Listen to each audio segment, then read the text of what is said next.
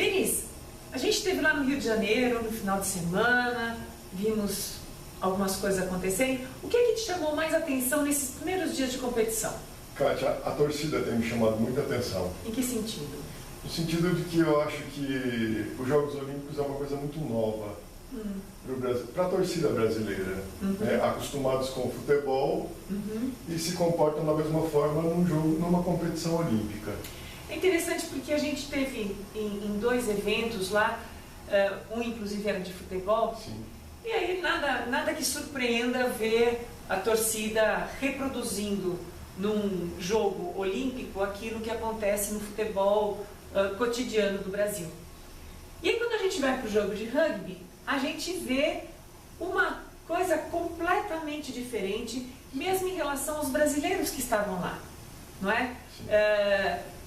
Acho que a monocultura do futebol explica em parte essas reações viscerais, não é? E menos festivas do público brasileiro, mas quando ele se mescla com as demais torcidas, isso fica ainda mais evidente. Exato. Não é? E quando a modalidade ela muda, ela vai para o tênis ou vai para a ginástica artística, esse espanto ele aparece ainda mais.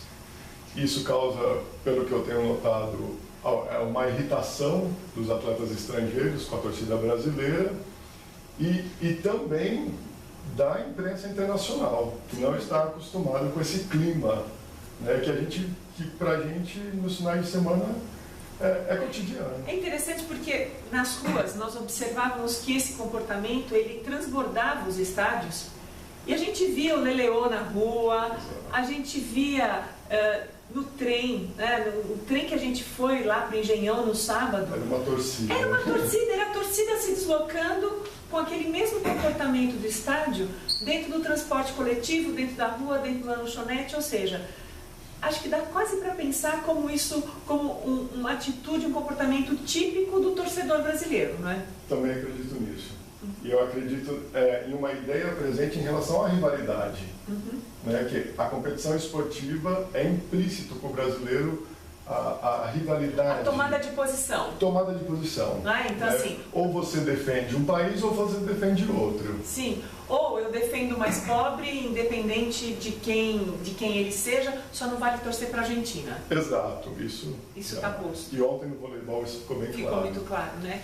Djokovic adorou a torcida brasileira, os italianos odiaram a torcida brasileira, não é? Então essa relação de amor e ódio reproduz no campo essa condição binária, maniqueísta quase, de ser uma coisa ou outra, não é? É como se para a torcida não houvesse mais do que duas possibilidades.